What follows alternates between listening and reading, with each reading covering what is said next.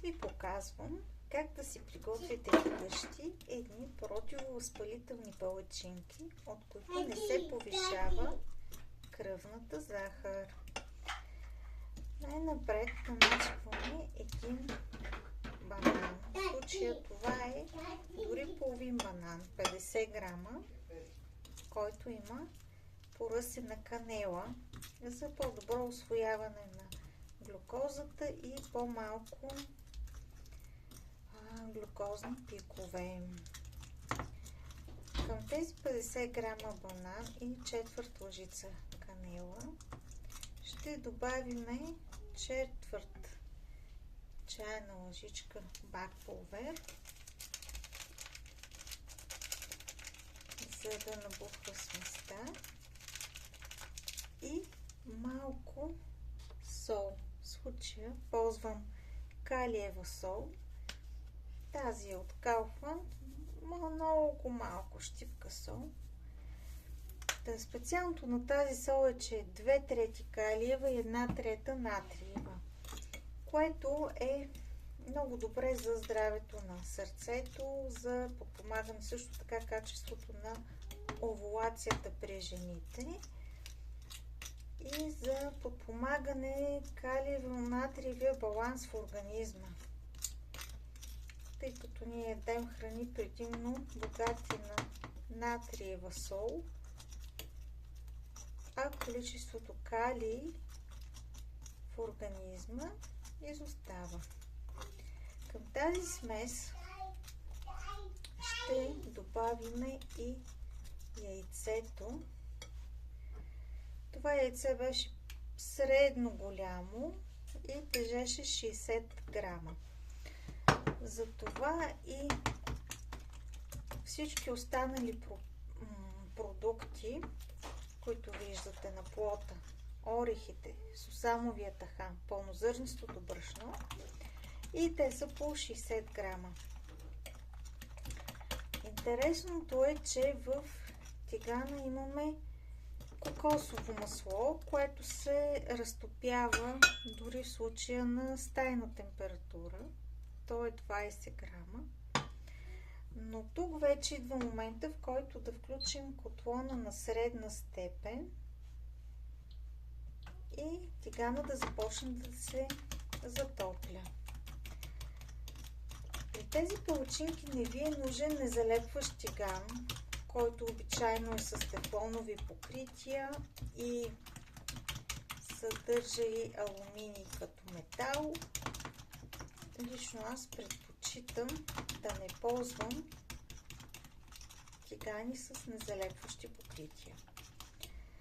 Когато и до тук сме готови, следващото нещо, което ще направим, е да добавим малко вода в сусамовия тахан, около 20 на милилитра, за да го превърнем в едно бързо ядково мляко. Сусамовия тахан е изключително богат на антиоксиданти. Той е с много висок ОРАК индекс, което е чудесно, но, както знае в природата, много хубаво понякога не е на хубаво. Сусамовия тахан е изключително богат на омега-6 масни киселини. В тези 60 грама сусамов тахан имаме над 30 грама мазнина, половината пък от която е омега-6. За съжаление, сусамовият тахан не съдържа високо количество омега-3 масни киселини. То е почти нищожно и съответно имаме нужда да го балансираме, за да намалим нивото на възпалителните процеси в организма. Виждате, тук сега се наложи да добавя още малко вода. Това вече отива някъде към 40 мл. Просто се преценява на момента според това колко е гъст самия сусамов тахан. Този много истински от Ивайловградския регион. Гъст, хубав. Затова ето сега вече ще изсипем тази течност към сместа за нашите здравословни палачинки. Имам пациенти, които са с висока степен на инсулинова резистентност и са отличен показател за това доколко една рецепта е удачна за хората с инсулинова резистентност. Като обратна връзка от тях имам, че кръвната им захар, ако преди хранене е, да кажем, 5,8, след хранене на 30, 60, 90 минута остава около 6,5. Т.е. дори нямаме една единица повишаване в нивото на кръвната захар. При хора, при които стандартно то се повишава с около 3 единици при консумация на обикновени палачинки с бяло брашно, с прясно мляко и така. След като и това е готово,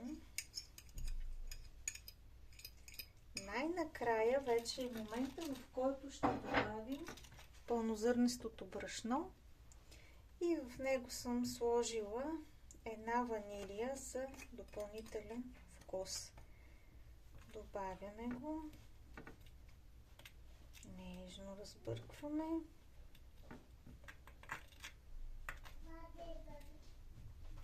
Аз имам професионално изкривяване и винаги бъркам посока обратна на часовниковата стрелка, така както се титрува при фармакохимичните анализи, които сме провеждали по време на следването.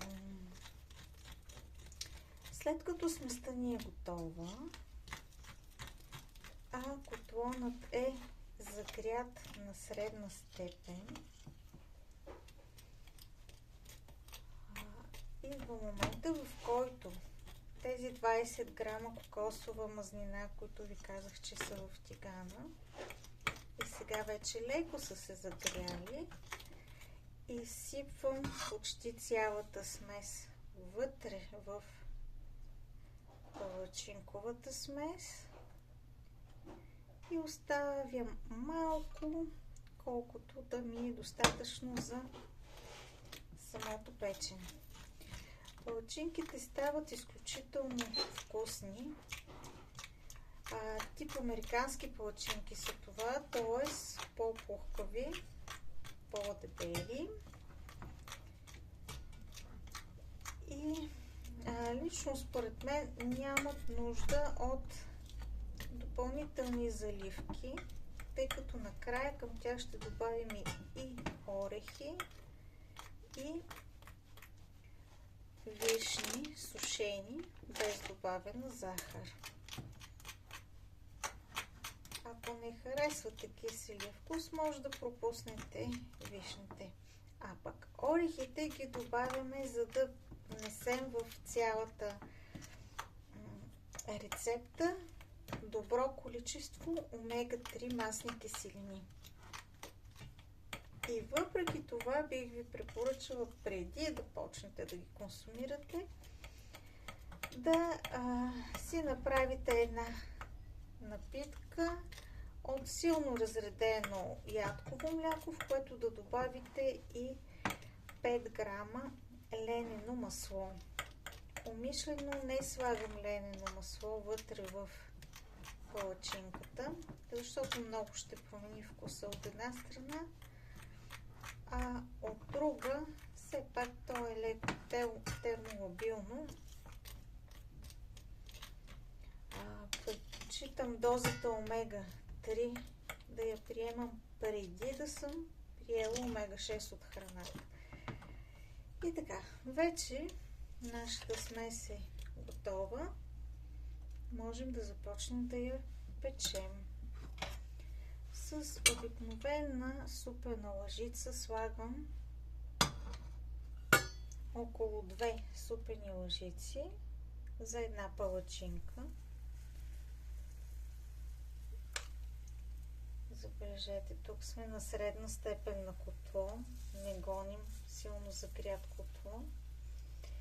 И още по-интересното е, че сега, когато поставим сместа, ние направо ще намалим котлона от средна степен на още по-ниска, трета. Печем палачинките 3 минути от едната страна и 2 от другата. Намаляваме степента на котлона и докато се пекат, ги поръсваме с сушените вишни и с ореховите ядки.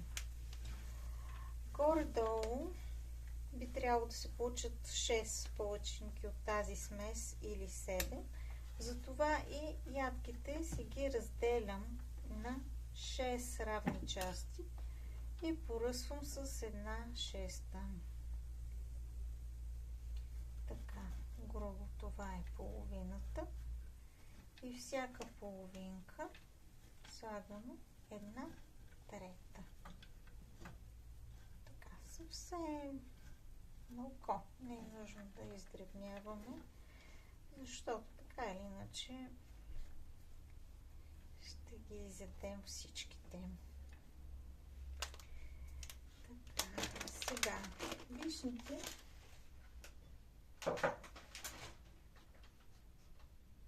цялото пакетче е 100 грама. Вземам 20 грама вишни и слагам на трите палачинки. Т.е. на всяка се пада по 7 грама от вишните.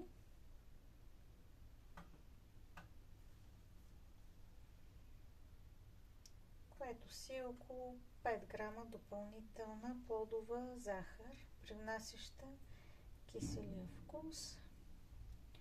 Дори като гледам 20 грама идват много за трите палачинки. Може би ще сложа по-малко, тъй като искам да ми остане място и за орехите. Работя си с кантарче и виждам, че 17 грама са тези вишни, което означава около 6 грама. Поръсвам и с орехите. Те са грубо 10 грама на порция.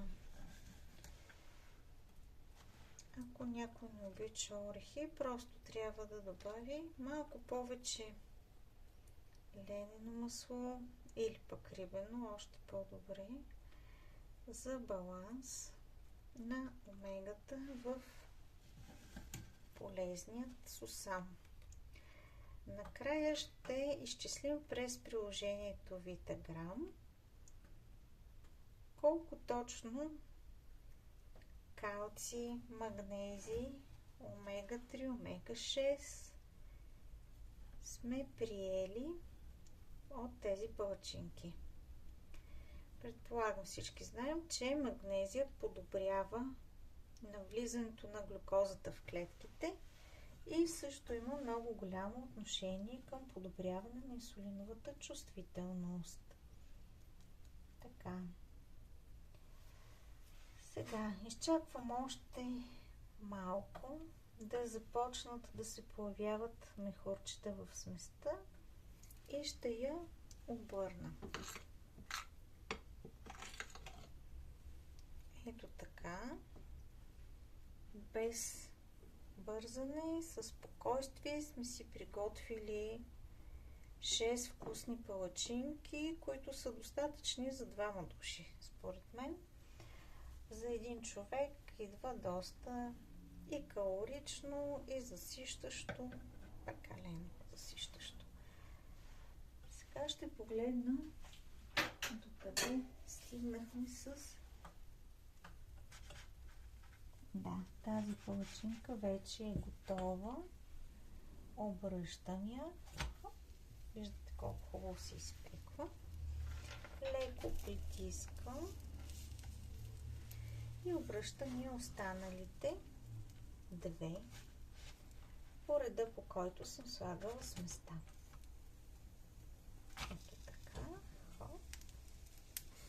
И последната.